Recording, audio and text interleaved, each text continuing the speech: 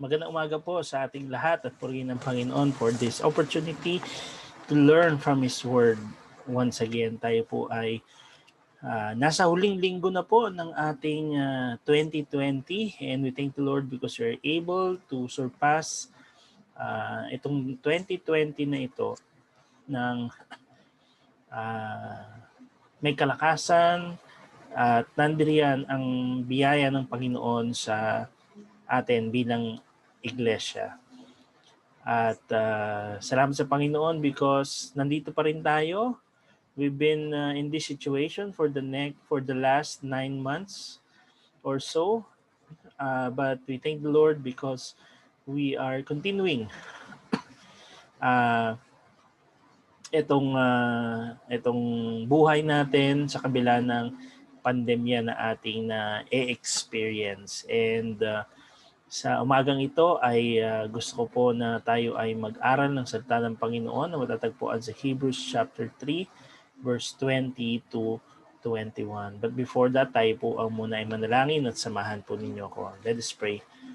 Lord, thank you for this time. Thank you for your guidance, protection, Father, and for being with us for the last 9 months. And we thank you, Lord, for the celebration of Christmas.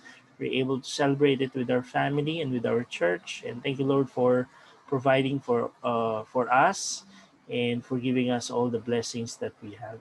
And Lord, as we jump closer to the next year, we pray, Lord, you would help us to stand firm.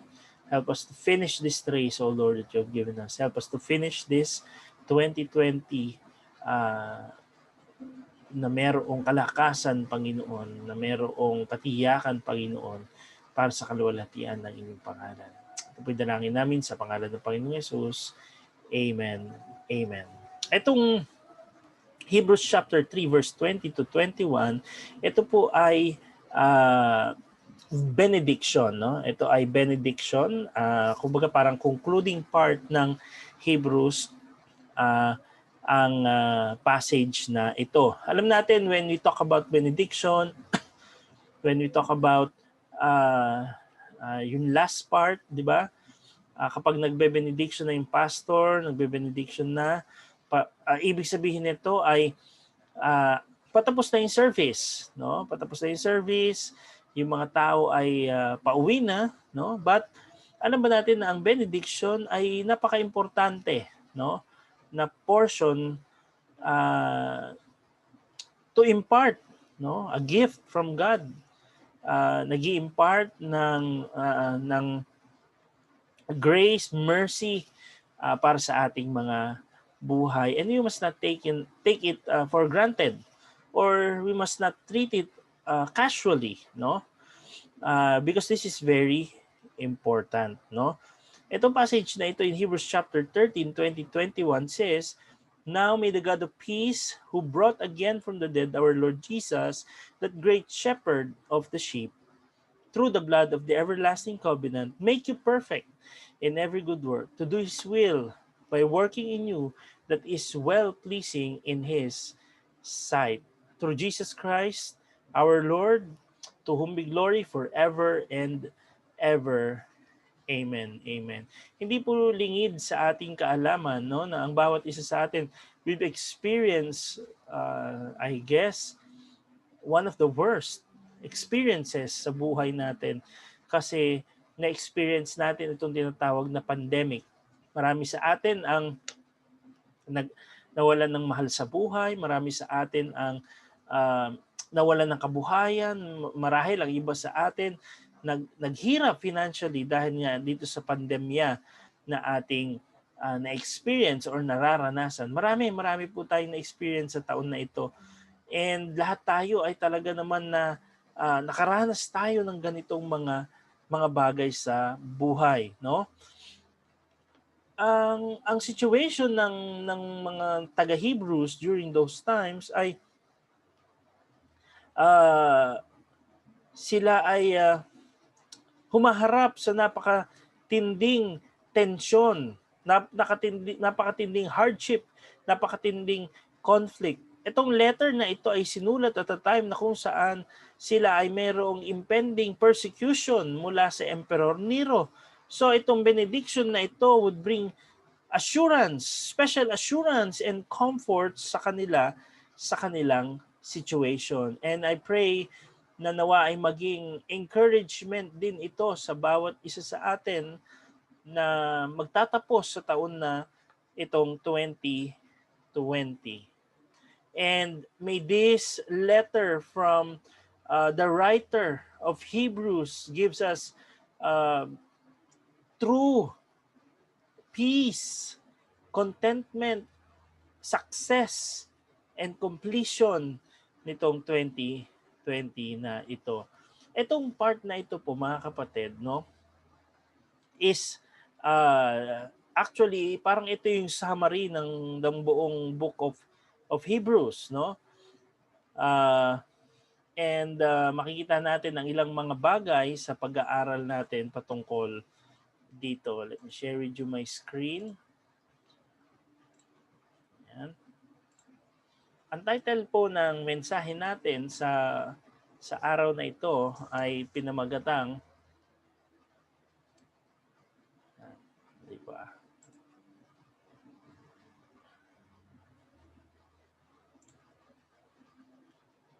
Yan, pinamagatan ko po itong Succeeding and Completing 2020. Succeeding and Completing 2020.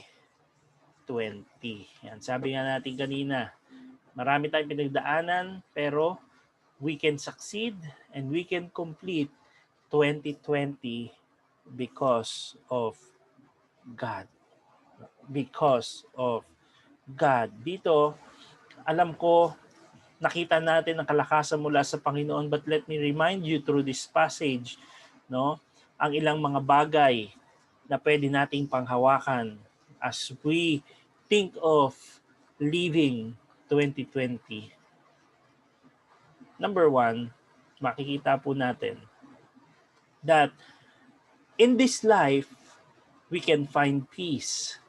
In this life, we can find peace. And that peace can only be found in God, who is our God of peace.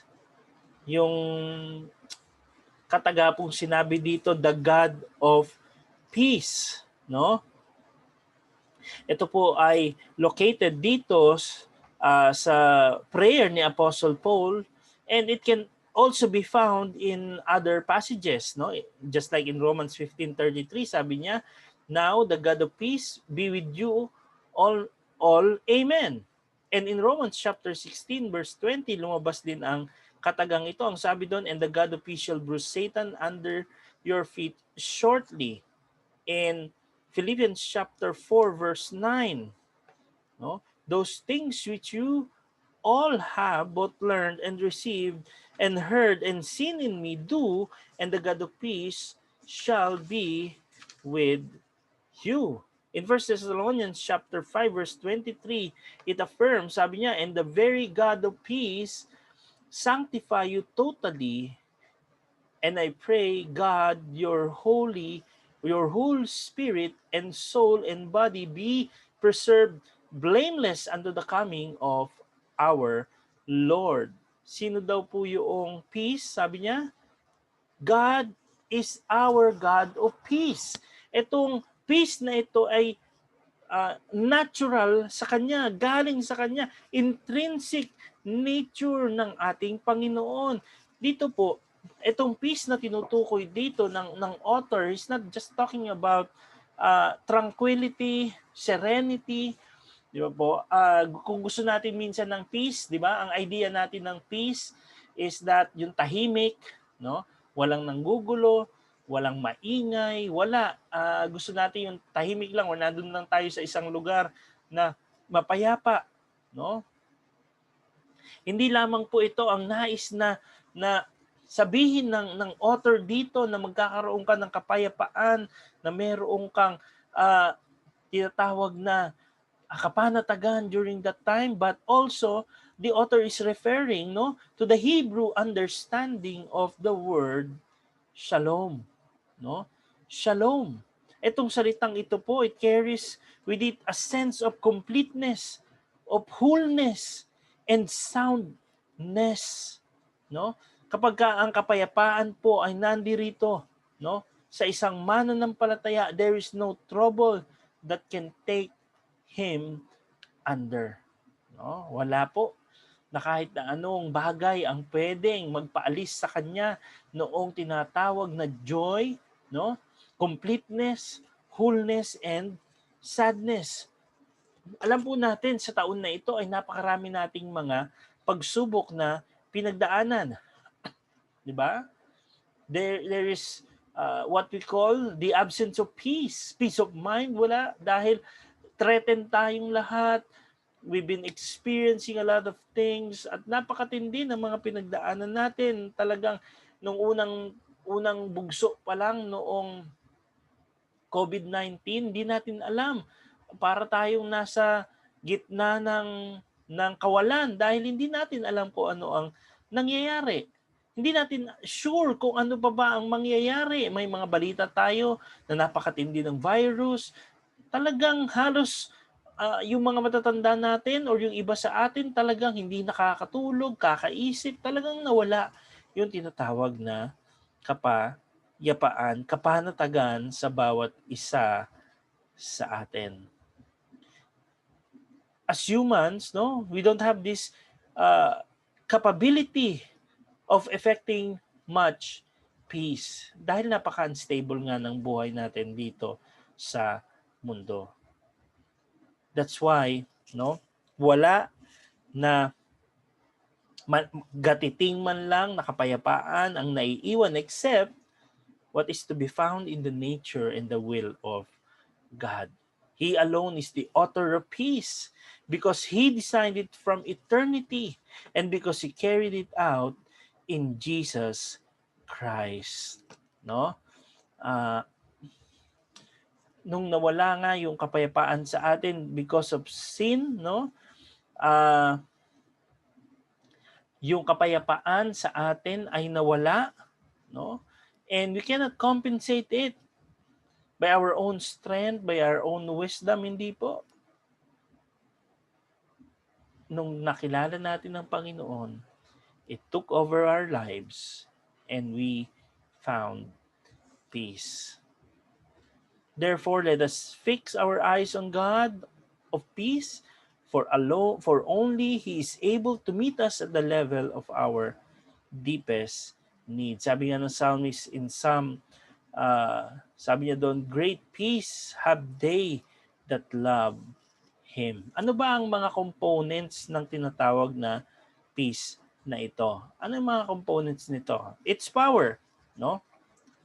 Ang sabi doon, who brought again from the dead Jesus Christ, our Lord Jesus Christ. Alam natin na amaze tayo sa kapangyarihan ng nuclear device or yung lakas ng torque, tunog ng engine ng kotse, di ba? Namamangha tayo sa ganitong mga bagay. But there is this power, no? Power na napakalakas at napakatindi, no?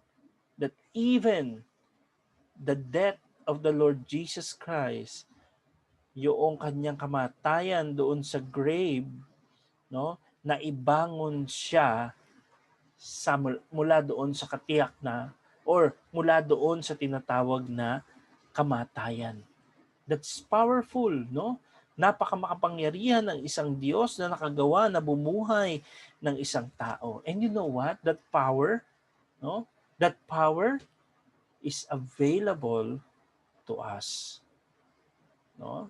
It's available sa bawat isa sa atin, lalong-lalo na sa atin na nananampalataya, nagtitiwala sa ating Panginoong Hesukristo. Notice ang sabi diyan, who brought again from the dead our Lord Jesus Christ. Our, di ba?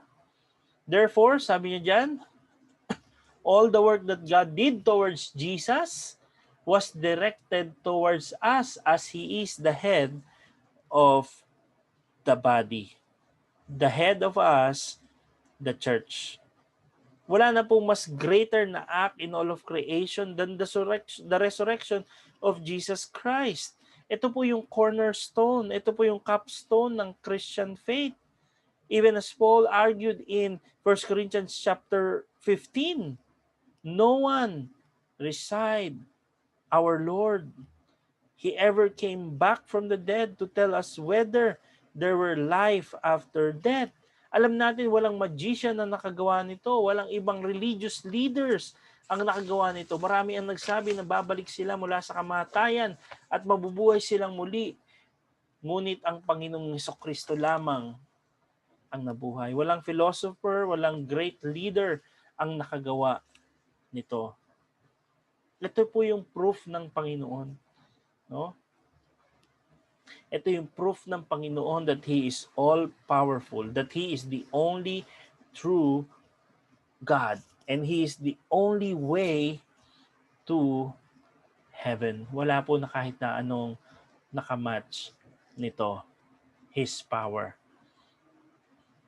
Pangalawa, person. Sabi doon, the great shepherd of the sheep, no? Alam natin, gusto natin lahat tayo ma-associate sa mga taong sikat, no? Gusto natin 'yan. We name drop kapag nalalagay tayo sa alanganin, no? Sometimes we want to impress people, no? Nakausap natin, gusto natin ma-impress sila, so we drop name drop, we tell them that we are friends with these famous persons, no? But what about this one who is the greatest name of all names? How about our great shepherd, the Lord Jesus Christ? No? Paano naman ang ating Panginoong Hesukristo? Tingnan natin, no? Ang sabi dito, that one promise in the Old Testament, He is the one who feeds His flock like a shepherd and gathers up lambs in His arms to carry them. Sabi sa Isaiah 40:10-11. He is that shepherd promised. Pinangako sa atin, no? Pinangako sa atin doon sa aklat ni Ezekiel, no? Yung pangako sa aklat ni Ezekiel. Ezekiel 34:23, who would one day return again, no? The servant of David, that shepherd, will one day be the king over all believers, and we shall all have just one shepherd in the day, according to Ezekiel 37:24. Sabi dun sa Psalm ni David, the Lord is my shepherd, I shall not want. Ano ang ginagawa ng shepherd? Sabi niya, kung ang Diyos ang ating shepherd, hindi na tayo maghahanap ng kahit na ano pa, masasatisfy niya tayo. Sabi doon, He makes me to lie down in green pastures. Dadali niya tayo doon sa pastulan na kung saan tayo ay mabubusog at hindi tayo magugutom.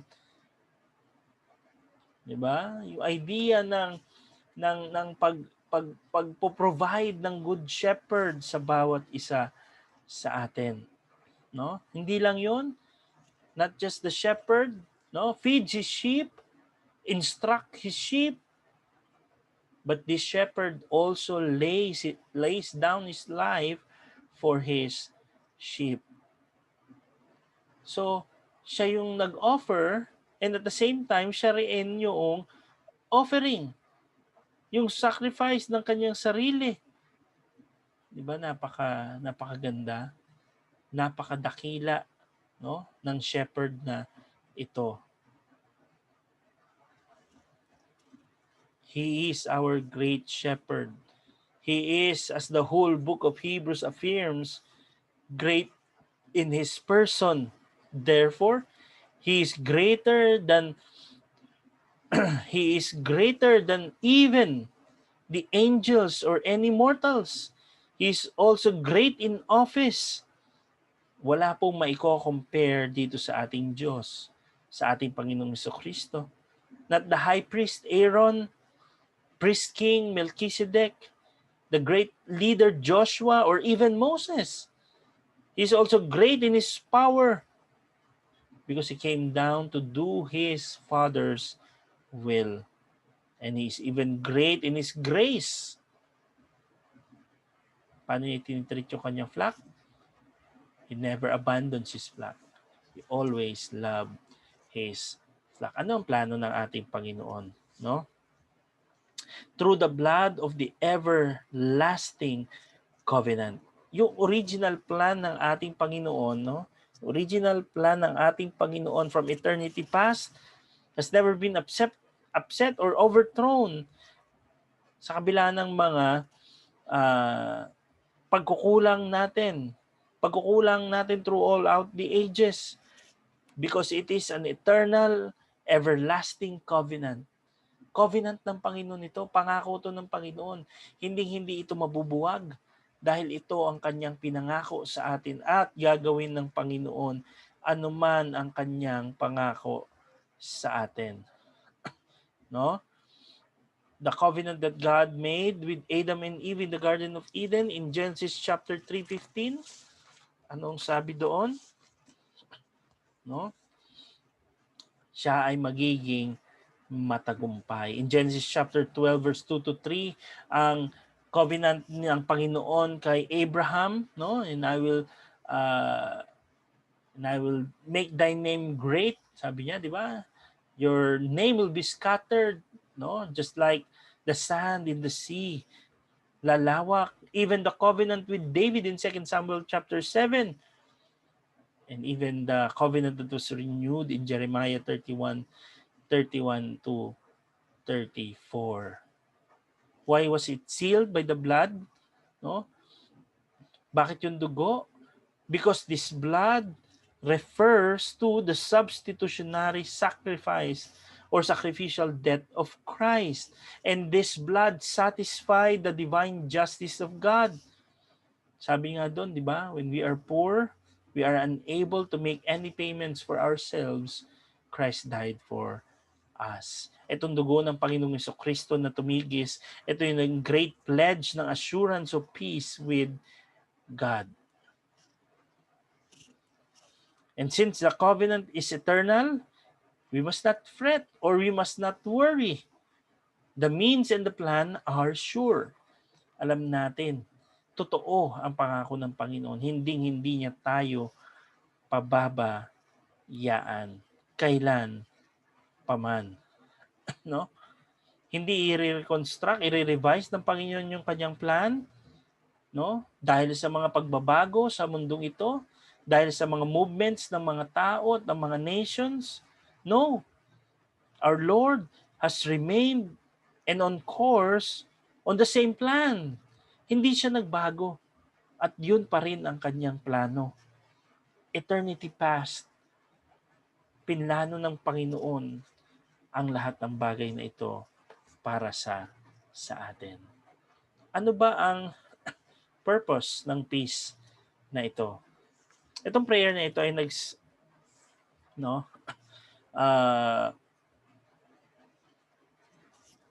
ano ba ang purpose ng Panginoon? Alam natin, no? Marami sa atin ang napanghihinaan dahil niya napakarami nating kakulangan, napakarami nating paghihirap, napakarami nating pangangailangan, no? Sometimes we think that we are not able or we are not capable or we are not acceptable to serve God, no? To work for God. Pero tandaan natin, no? God has called us and those He has called, anong ginagawa niya? Ginagawa niyang fit para sa kanyang gawain. He makes us capable. He makes us adequate, no? Sa pamamagitan ng pagpapasailalim or pagsasailalim ng kalooban natin sa kalooban ng ating Panginoon. Ano ang purpose ng pagpo-provide ng peace sa bawat isa sa atin? No? Alam natin we are not able na ma-meet yung standards ng ating Panginoon, no? Pero ang sabi doon, He will work in us that which is well-pleasing in His sight, so that we might accomplish every good work. Yung salitang working dito, no? Yung salitang working dito, yan, ay may idea ng energize, pag e-energize, no? Magbibigay ng kalakasan sa bawat isa sa atin, no? Sabi sa Ephesians chapter 2 verse 10, we are His workmanship, created in Christ Jesus unto good works. Philippians 2:3, nothing or noting that Christ works in us both to do and to will His good pleasure. No? Ang purpose ng peace, no? Ang purpose ng peace, no, ay para tayo i-enable at para tayo ay maging well-pleasing sa harapan ng ating Panginoong Hesukristo. Well-pleasing in the eyes of God. We are encouraged, no, as we face our waiting, this hostile world. Alam natin that we can have this peace in our God. What's the result of this peace? No? The result of our peace, ang conclusion po ay ng prayer na ito is an aspiration or ascription of praise and glory to the only one who is worthy of such high claim, our God. Ano ba ang chief end of man, purpose ng human being? To glorify God and to enjoy Him forever. No? He is indeed worthy to receive blessing. He is worthy to receive honor. He is worthy to receive glory, dominion, and praise. Therefore, nothing we accomplish is the result of our own strength. Wala tayong nagawa sa mundong ito, no, sa pamamagitan ng sarili nating kakayanan. But the honor and praise of all our Christian work must be laid at the feet of our Lord Jesus Christ. That's why nire-remind tayo ng author ng Hebrews, no, that we must stay with Jesus. He encourages his audience to stick with Jesus, no, manatili sa ating Panginoon. Mga kapatid, here are some of the reminders as we face another year, as we pursue another year sa buhay na ito. Ito ang ilang mga paalala sa atin, exhortation mula sa Hebrews, no? Upang sa gayon tayo ay patuloy na kumapit sa Panginoon. May pag-asa tayo dahil meron tayong kapayapaan sa ating Panginoon. Some reminder from the book of Hebrews, sabi niya doon in chapter 2 verse 1, pay careful attention, do not drift away. No? Huwag tayong lumayo sa Panginoon. Bagkus tayo ay mag-focus sa Kanya, tumuon tayo sa Kanya, fix our thoughts on Jesus. No? Sa Kanya lang tayo tumingin. Isipin natin ang pangako ng Panginoon. Huwag natin isipin yung mga bagay na nagdudulot ng stress sa atin. Huwag natin isipin yung virus. Huwag natin isipin ang mga bagay na ito bagkus mag-fix tayo sa Panginoon. When I say na huwag nating isipin, no? Of course, kailangan din natin maging maingat. Pero tandaan natin, no? Nandiriyan ng Panginoon. Hindi niya tayo pababayaan. Verse 8, do not harden your hearts. No? May sinabi na ang Panginoon, may inutos na ang Panginoon, pero hindi natin gusto. Anong gagawin natin? Tatalikod tayo sa Panginoon. Mga kapatid, huwag natin pagtigasin ang puso natin. Be careful not to fall short of entering His rest. No? Yung rest ng Panginoon na ibinigay sa atin in chapter 4 verse 1. Huwag nating kalimutan, may kapayapaan mula sa ating Panginoon. Hold firmly to the faith we profess. No? We must not waver. We must trust His word. No? Let us hold on firmly to the faith that we profess. Yung tinuro sa atin ng ating mga magulang, yung tinuro sa atin ng mga manggagawa, ng mga pastor, wag natin itong bibitawan at atin itong panghawakan pa.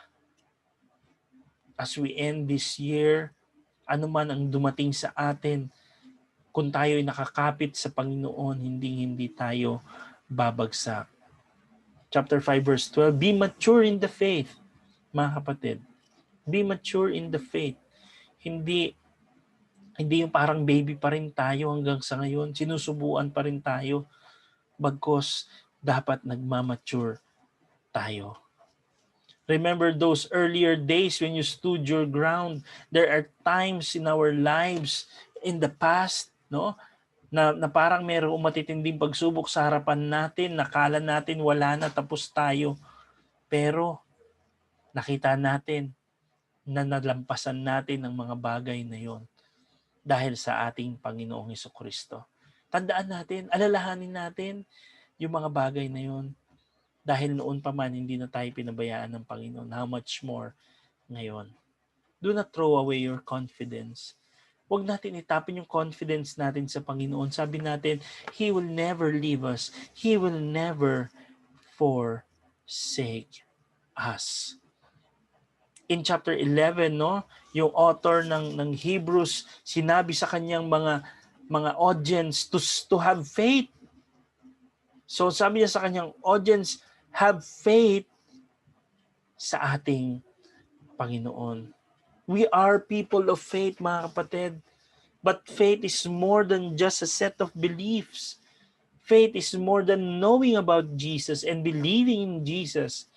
Faith is also a lifestyle. Faith is also a way of life. So let me remind you sa sinabi ng Apostol Pablo in chapter 12 and verse 20. This is my prayer for us nitong 2021. Sa pagharap natin, nawa ito po ang ating panghawakan at ating kapitan. Walang hihinto. Walang titigil. Magpatuloy po tayo. Let us run the race. Let us run the race. Magpatuloy tayo. Hindi tayo hihinto. Hindi tayo titigil. Hindi titigil ang buhay natin in 2020. Magpapatuloy tayo. Lalakad tayo. Tatakbuhin natin ang sinet ng Panginoon sa atin. Ano man ang pagsubok na dumating sa atin, we must endure hardship. Endure hardship, sabi sa verse 7. Maging matatag tayo, maging malakas tayo. Ang lahat ng yan ay mapagtatagumpayan natin. We must endure. Dapat meron tayong kalakasan. Hindi yung susuko tayo agad. Let us live in peace with all men and be holy. Alam natin na mahalaga ang kabanalan. Alam natin na kailangan tayo na maging mapayapa sa bawat isa. No? Worship God acceptably. No? Let us worship God. Let us continue in worshiping God. Love each other. Mahalin natin ang bawat isang mananampalataya. Mahalin natin ang bawat isa. Sapagat yan, mga taong yan ay kasama din natin doon sa langit na bayan. Let us show hospitality. Pagkalinga sa bawat isa. Honor marriage. Mahalaga ang marriage. Palagahan natin ang marriage. Keep our lives from the love of money and we must be content. Maging kontento tayo sa darating na taon. Let's stand our ground and we must not be carried away by all kinds of strange teachings. No? Ang salita ng Panginoon, ang kanyang aklat, ay dapat nating aralin upang sa gayon hindi tayo basta-basta madadala ng daloy ng mundong ito. Offer to God a sacrifice of praise. And then lastly, obey your leaders and pray for them. Mga kapatid, ito po ang aking panalangin sa bawat isa sa atin. That this could be the finest hour for our church if we but follow the pattern of our Lord laid down for us in the grace He outlined here in this benediction. Will you this day fix your eyes on the Lord, the one who is the source of your peace, who long ago prepared for this peace in His great power, person, and plan? Mga kapatid, may we together realize the purpose of His peace by receiving the great grace by the work of the Holy Spirit, so that great honor, glory, and blessing may come to the whole church. Indeed, we can succeed. Indeed, we can complete this 2020. Why? Because we have this peace from him, from the God of peace Himself. Mga kapatid, tiyak ang katagumpayan natin. Matatapos natin ito kung mananatili tayong nakatuon sa ating Panginoong Hesukristo. Tayo po ay manalangin. Purihin ka, Panginoon, sa oras na ito. Salamat po sa inyong salita na naging gabay namin. At ang dalangin namin, Panginoon, sa pagtatapos ng taon na ito, nawa, Panginoon, ay patuloy na Ikaw lamang ang aming tuunan. Patuloy na Ikaw lamang ang aming panampalatayanan sa buhay na ito. Help us to focus on You. Help us to rely on You alone. And we will be coming out strong, and we will be facing another year by faith. Thank you, Lord, and be with us. This is our prayer. In Jesus' name, amen. Amen.